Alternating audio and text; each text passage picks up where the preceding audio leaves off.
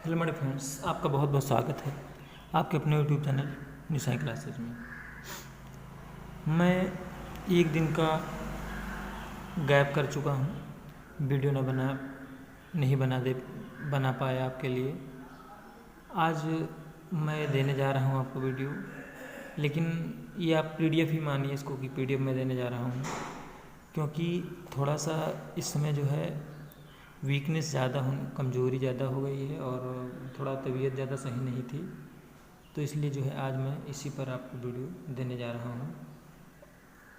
तो आज हमारा नया टॉपिक स्टार्ट करना है, संबंध और फलन। ये आपका टॉपिक स्टार्ट करना है। तो जैसा कि मैंने लिखा हुआ है संबंध, इंग्लिश में रिलेशन बोलते हैं। ये फर्स्ट ईयर और सेकंड ईयर दोनों में है। फर्स्ट ईयर का जब आप कॉन्सेप्ट अच्छी तरह समझ जाएंगे तभी सेकंड ईयर में आप कर पाओगे। तो संबंध का मतलब आपको पता है, संबंध का मतलब क्या होता है। जैसे पिता का पुत्र से, पिता का पुत्री से, पुत्री का पिता से, इस प्रकार के जो संबंध जो होते हैं, माने जहाँ पर संबंध शब्द आ जाता है। जैसे हम लोग ले लेते हैं कि गौरव सौरभ का भाई है। जैसे हमने लिया गौरव सौरभ का भाई है, ये ले लिया। दूसरा हम ले लें नई दिल्ली भारत की राजधानी है, भारत की राजधानी है। तो इसमें देखिए संबंध क्या है, गौरव सौरभ का भाई है, तो गौरव सौरभ का कौन है, भाई है, ये संबंध है। नई दिल्ली भारत की क्या है, राजधानी है, तो ये उसका संबंध है। तो संबंध शब्द जो है बहुत ही प्रचलित भाषा का शब्द है, जिसको हम बहुत अच्छी तरह से समझते हैं कि संबंध क्या होता है। अब इसमें लेते हैं कि दो वस्तुओं के बीच किसी संबंध अथवा संगतता को प्रदर्शित करने वाले उपयुक्त कथन। अब देखिए यहाँ पर द्विधारी संबंध दिया गया है, लेकिन द्विधारी जो है इस समय आपके टॉपिक से हटा दिया गया है। जब दो वस्तुओं के बीच किसी संबंध की बात की जाती है तो वो द्विधारी संबंध होता है। तो अब यहाँ पर हमें केवल संबंध की अवधारणा को जानना है। तो व्यावहारिक रूप से जीवन में संबंध के विषय में ऊपर दी हुई जो धारणाएं जो मैंने बताई है, ये दी गई हैं। धारणा से हमें गणित भी संबंध की व्याख्या करने के लिए प्रेरित करता है। तो हम यहाँ पर संबंध को देखेंगे। जैसे हमने कहीं पर लिख दिया है x छोटा है, x छोटा है y से, x छोटा है y से, ये लिख दिया। और हम लिख सकते हैं, बहुत सारी चीज़ें लिख सकते हैं, जैसे रेखा L1 समांतर है, समांतर रेखा है L2 के। और हम लिख सकते हैं जैसे त्रिभुज ABC समरूप त्रिभुज है PQR के। इस प्रकार से हम बहुत सारी चीज़ें को लिख सकते हैं इसमें। अब इसमें देखिए छोटा शब्द जो है वो रिलेशन को बता रहा है, समांतर शब्द जो है ये भी संबंध को बता रहा है, और समरूप शब्द जो है ये संबंध को बता रहा है। तो हम क्या करते हैं कि गणित के अध्ययन में उपयोग होने वाले उपयुक्त कथन जो है वो द्विधारी संबंध की धारणा को प्रकट करते हैं। ये द्विधारी संबंध कहलाते हैं। तो आज हम आगे इसके बारे में पढ़ेंगे, इसकी व्याख्या करेंगे मैथ के हिसाब से। तो इसमें हम कर सकते हैं कि प्रत्येक संबंध दो भिन्न भिन्न समुच्चयों अथवा वर्गों के किन्हीं दो अवयवों को संयुक्त करने के लिए दिए गए एक कथन अथवा नियम से परिभाषित हो सकता है। जैसे एक समुच्चय A ले लिया, एक समुच्चय B ले लिया, ये सब क्या हैं, ये सब संबंध को बयां कर रहे हैं। जैसे एक समुच्चय हमने A लिया, तो A में हमने लिख दिया 1 है, 2 है, 3 है, 4 है, ये ले लिया। फिर हम इसमें क्या लिख सकते हैं कि 1 बिलोंग्स टू A, ये लिख सकते हैं। 2 belongs to A, 3 belongs to A और 4 बिलोंग्स टू ए। इसका मतलब क्या है कि ए एक समुच्चय है और 1 2 3 ये उसके क्या हैं, अवयव हैं, तो ये उसके संबंध को बता रहे हैं। तो ये चीज़ हो गई। अब आपको मैं बताऊंगा थोड़ा सा आगे। अब आपको मैं बताने वाला हूँ क्रमित युग्म। एक टॉपिक इसका होता है क्रमित युग्म। क्रमित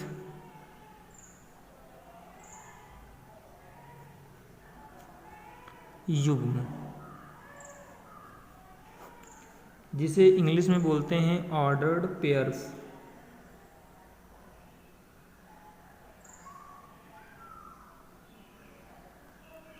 फर्स्ट ईयर में इसको समझना ज़रूरी है, वरना सेकेंड ईयर में आपको दिक्कत होगी। इसमें क्या होता है, इसकी परिभाषा हम लिख दे रहे हैं, दो वस्तुओं या संख्याओं के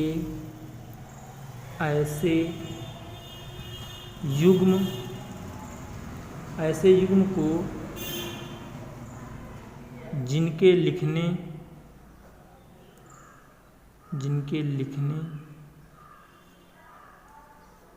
में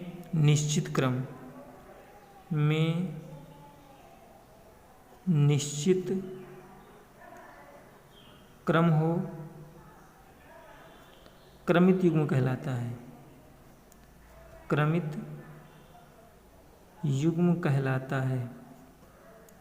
क्रमित युग्म कहलाता है। अब इसको हम उदाहरण के रूप में अगर समझने का प्रयास करें तो उदाहरण के रूप में हम समझ सकते हैं, यदि ए और बी दो वस्तुएं ले लें तो ए को पहले स्थान पर और बी को दूसरे स्थान पर रखने पर हमें एक क्रमित युग्म प्राप्त होता है, जिसे हम, जैसे कोई दो वस्तुएं हमने ले ली तो इसको हम क्रमित युग्म के हिसाब से रख सकते हैं। तो इसको हम लिख सकते हैं क्या, ए कामा बी लिख सकते हैं। तो इसमें क्या हो जाएगा कि ए और बी दो वस्तुएं हैं, ए को पहले स्थान पर और बी को दूसरे स्थान पर रखने में हमें क्रमित युग्म प्राप्त हो जाता है। तो इस प्रकार से हम इसको लिख सकते हैं। एक चीज़ हम आपको बता दें कि ए कामा बी अलग चीज़ है और ए कामा बी ये चीज़ जो है अगर लिखा है तो वो अलग चीज़ है। ये क्या हो गया, ये एक समुच्चय हो गया और ये उसके क्या हैं, अवयव मात्र हैं। तो ये आपको ध्यान रखना है। फिर और हम थोड़ा सा क्लियर कर रहे हैं इसमें कि और आपको इसमें क्या करना है, क्या कर सकते हैं आप इसको, इसका कॉन्सेप्ट थोड़ा समझ लीजिए। तो क्रमित युग्म में आप इसको लिख सकते हैं, जैसे ये लिखा है तो इसका मतलब क्या है, जैसे मान लीजिए तो इसको हम लिख सकते हैं बिलोंग्स टू, अब यहाँ पर लिख सकते हैं ए बिलोंग्स टू ए। हमने मान लिया कि ए एक समुच्चय है ये पूरा, तो यहाँ पर ए बिलोंग्स टू ए लिख सकते हैं। और फिर हम बी बिलोंग्स टू भी हम क्या लिख सकते हैं, बी बिलोंग्स टू ए लिख सकते हैं। मतलब ये एक समुच्चय है तो ये दोनों में क्या करेंगे, ये समाहित हैं, ये दोनों में मिले हुए हैं। तो ये आपका क्रमित युग्म हो जाएगा। फिर क्रमित युग्म के बाद में हमें पढ़ना है समुच्चयों का कारतीय गुणन। अगला पॉइंट हमारा है समुच्चयों का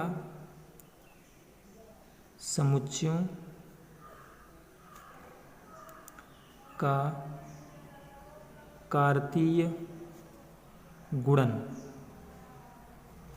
समुच्चयों का कारतीय गुणन आपको देखना है।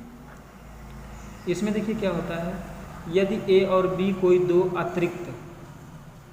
आरिक्त समुच्चय हों, यानी कि ए बिलोंग्स टू ए हो और बी बिलोंग्स टू बी हो, यहाँ पर बी होगा, बी बिलोंग्स टू बी हो, तो सभी संभव क्रमित युग्म जो है ए कामा बी से बने समुच्चय को ए और बी का कारतीय गुणनफल कहते हैं। इसे हम ए क्रॉस बी से डिनोट करते हैं, इसको बोलते हैं क्रॉस, इसको ए क्रॉस बी से निरूपित करते हैं। फिर इसको हम लिखेंगे कैसे, देखिए इसको ऐसे लिखेंगे, A cross B is equal to A comma B, A belongs to A और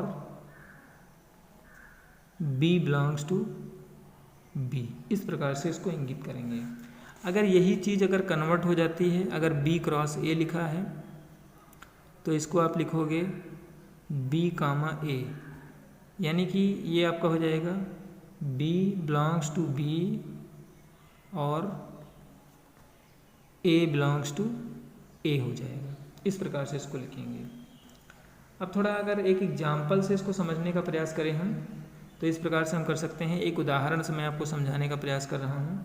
देखिए उदाहरण के हिसाब से हम कैसे समझेंगे इसको। अगर हमने ले लिया है A एक जो है समुच्चय है और B एक दूसरा समुच्चय है 2 क्रॉस 3। अब इसका हमें गुणन करना है, तो देखिए क्या करेंगे। तो यहाँ पर हम A के अवयव लिख लेंगे 1 है और B के अवयव लिख लेंगे 2 और 3 है, और यहाँ पर आपको A क्रॉस B करना है। तो यहाँ इससे आप क्या करोगे, मल्टीप्लाई कराओगे दोनों को। तो ये आप लिख सकते हैं, ऊपर लिखेंगे इस एक को इससे गुणा कराएंगे तो कितना हो जाएगा 1, 2 बन जाएगा, और इसको जब इससे कराएंगे तो कितना हो जाएगा 1, 3 हो जाएगा। इस प्रकार से हम इसका क्या करेंगे, क्रमित गुणन करते हैं, कार्तीय गुणन करते हैं। इस प्रकार से समुच्चयों का कार्तीय गुणन हम करते हैं। एग्जाम्पल के माध्यम से मैंने आपको बताने का प्रयास किया है। फिर अगर हम अगला अपना देखते हैं, अगला पॉइंट, तो त्रिक क्रमित युग्म की बात आती है। अगला हमारा पॉइंट होगा त्रिक क्रमित युग्म। त्रिक क्रमित युग्म में अब देखिए क्या करना है, ये इसको बोलते हैं ट्रिपल ऑर्डर्ड पेयर्स। तो इसमें क्या होता है, इसमें जैसे इसमें 2 चीज़ें दी थी A और B, और यहाँ पर आपको दी होंगी कितनी चीज़ें, 3 चीज़ें। A दिया होगा, B होगा, C होगा और कुछ भी हो सकता है। तो ABC 3 समुच्चय हैं, तब तीनों समुच्चयों को कार्तीय गुणन निम्न प्रकार से हम कर सकते हैं, A cross B cross C। तो इसको हम कैसे लिखेंगे, जैसे उसमें 2 लिखते थे इसमें 3 कर देंगे, A B और C हो जाएगा। तो इसका मतलब क्या होगा कि A बिलोंग्स टू A हो जाएगा, B बिलोंग्स टू B हो जाएगा और C बिलोंग्स टू C हो जाएगा। ये हो गया। अब जो है यदि इसकी एक कंडीशन और होगी, यदि R वास्तविक संख्याओं का समुच्चय है तब आप क्या करोगे, सभी R हो जाएंगे, R इंटू R इक्वल कितना हो जाएगा, यहाँ पर इसको लिखेंगे R³ हो जाएगा। और यहाँ पर आपका जो सिस्टम होगा, यहाँ पर अगर हम लिखेंगे तो ये हो जाएगा X, Y, Z। तो ये हो जाएगा X, Y, Z belongs to R हो जाएगा। ये आपका हो जाएगा। अगर एक से अधिक समुच्चयों का कार्तीय गुणन करना है तो उसको भी हम कर सकते हैं। तो इस प्रकार से हम त्रिक क्रमित युग्म को आपको सॉल्व करना हमने बताया है। इस प्रकार से आपको क्रमित युग्मों को सॉल्व करना सीखना था आपको। अब हम चलते हैं आपको लेकर के अपने परमेयों पर। इसमें आपको कुछ परमेय दिए हुए हैं, उन परमेयों को आपको सॉल्व करना है। तो हम लेते हैं एक परमेय, फर्स्ट परमेय है इसकी, वो क्या है देखिए। पहले परमेय है, ये है A cross B union C is equal to A cross B union A cross C। ये पहली थ्योरम है। तो इसको देखिए कैसे करेंगे सॉल्व। इसमें क्या दिया गया है ध्यान से समझ लीजिए, A cross B union C और A cross B union A cross C। तो इसको सॉल्व करना है हमें। तो हम मानते हैं, माना X, Y belongs to A cross B union C।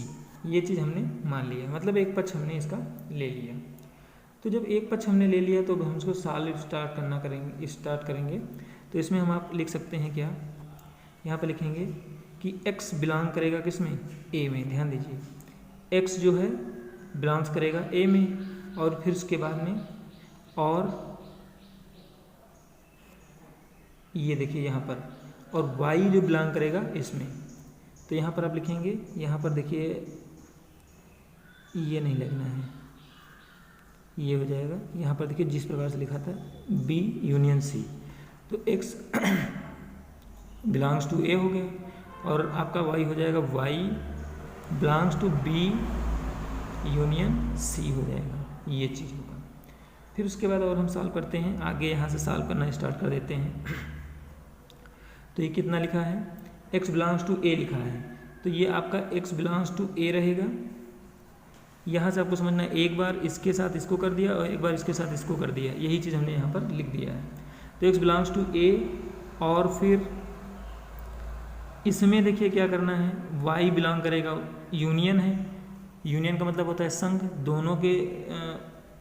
दोनों मिला कर लिखे जाते हैं। तो क्या लिखेंगे, y बिलोंग्स टू बी और y बिलोंग्स टू सी भी होगा, ये दोनों बिलोंग करेंगे एक दूसरे में।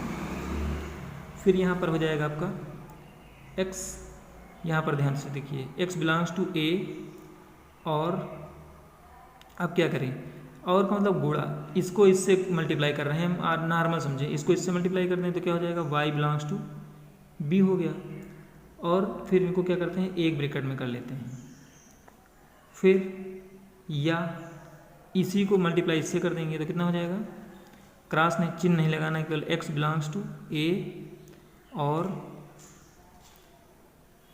y बिलोंग्स टू सी हो जाएगा, ये हो गया। फिर उसके बाद में और देखते हैं, आगे बढ़ाते हैं इसको, तो ये आपका कितना हो जाएगा, यहाँ पर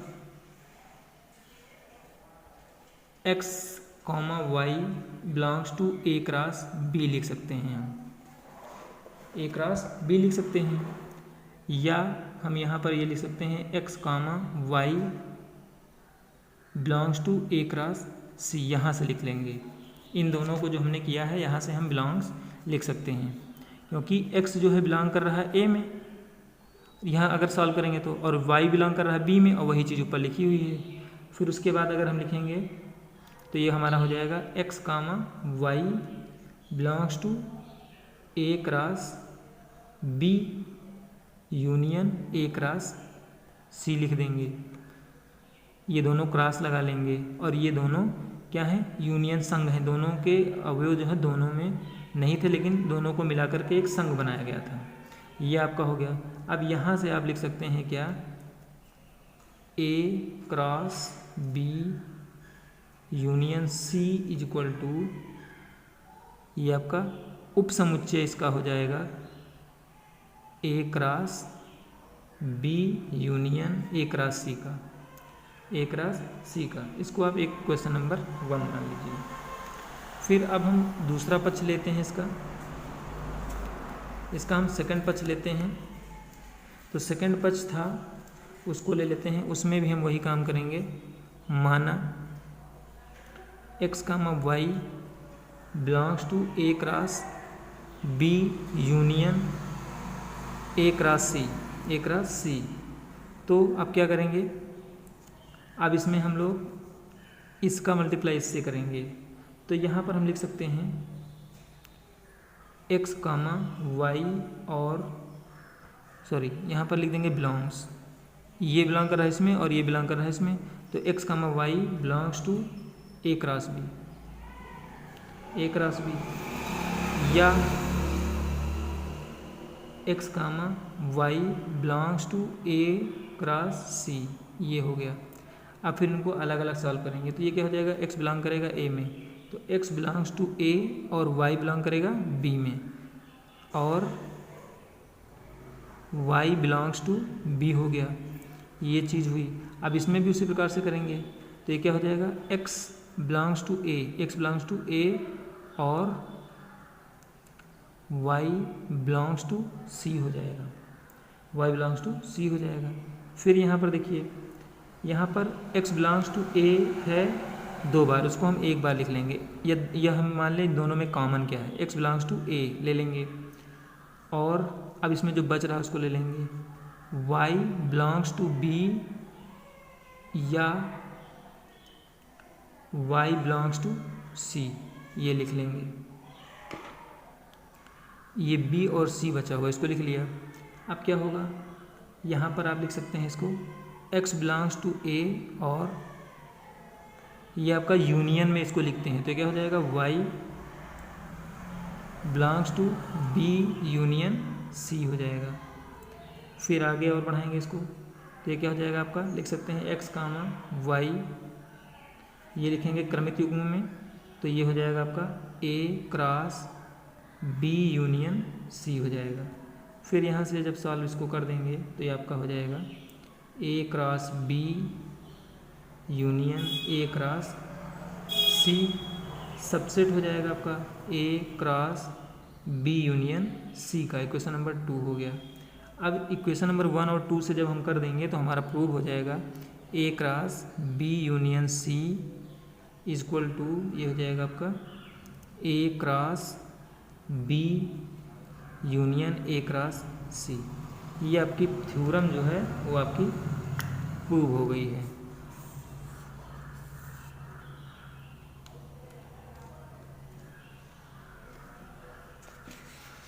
ये थ्योरम आपकी प्रूव हो गई है। अब हम अगली थ्योरम लेते हैं। अगली थ्योरम है बी नंबर। ये है हमारी A cross B intersection C equal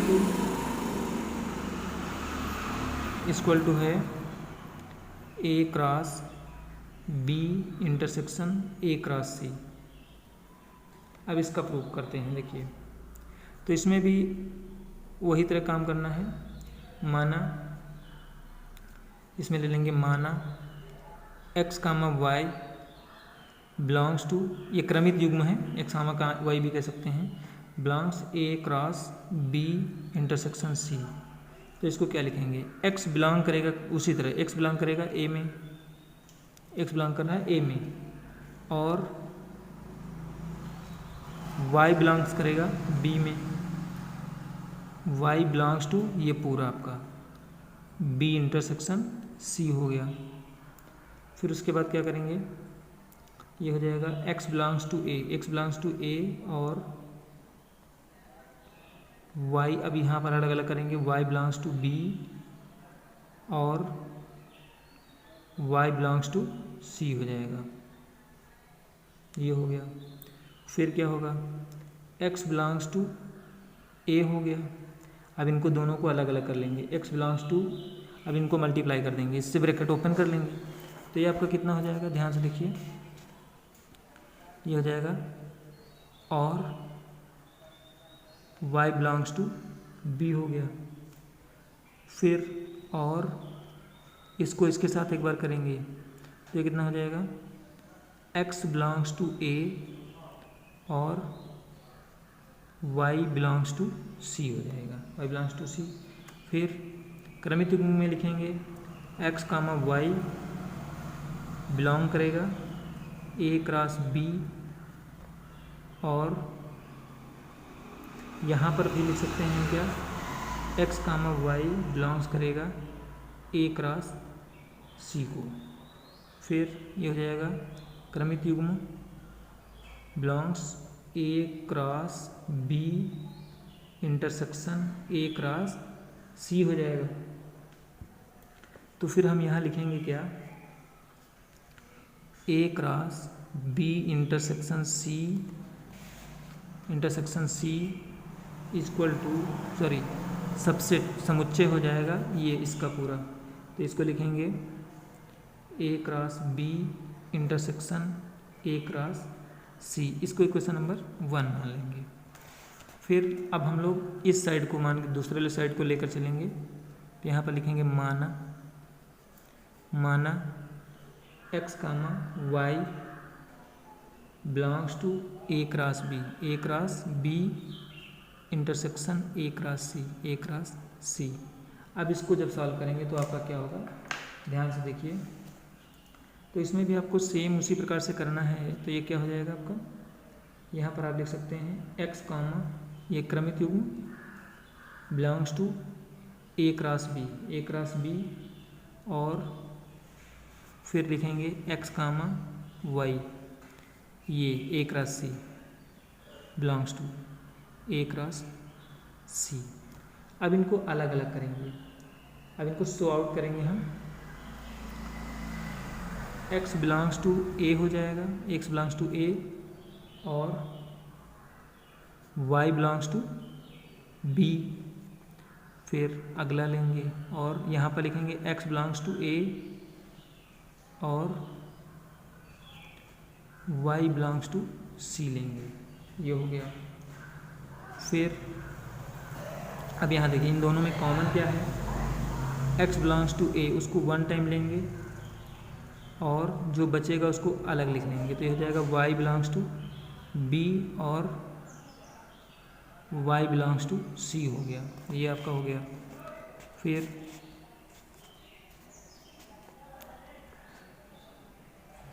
अब यहाँ से देखिए x बिलोंग्स टू a कर दिया, ये हो गया आपका। अब यहाँ पर लिख सकते हैं क्रमित युग्म x, y belongs to a cross b intersection c। फिर यहाँ पर आप लिख सकते हैं a cross b intersection a cross c जो है ये समुच्चय हो जाएगा, उप समुच्चय a cross b intersection c का। ये क्वेश्चन नंबर 2 बन गया। अब इक्वेशन नंबर 1 और 2 से ले लेंगे जब, तो हमारा वो चीज़ प्रूव हो जाएगा जो हमें प्रूव करना था। a cross b intersection c equal to a cross b intersection a cross c, ये आपका प्रूव हो गया।